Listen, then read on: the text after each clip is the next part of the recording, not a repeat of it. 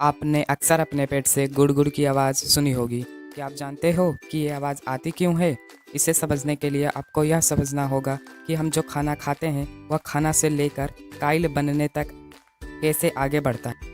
हमारा alimentary canal जिसके अंदर से खाना आगे बढ़ता है, ये फूड पाइप स्टमक इंटेस्टाइन से मिलकर बना है। एलिमेंट्री कैनल में खाना आगे बढ़ने के लिए हमेशा फैलता और सिकुड़ता रहता है। इस फैलने और सिकुड़ने को पेरिस्टाल्सिस कहा जाता है। ये पेरिस्टाल्सिस हमेशा होते रहता है, इसके कारण गुड़गुड़ की आवाज़ निकलती है। पर यह आवाज़ तब ज़्यादा आती है जब पेट खाली होता है। Thank you guys for watching this video.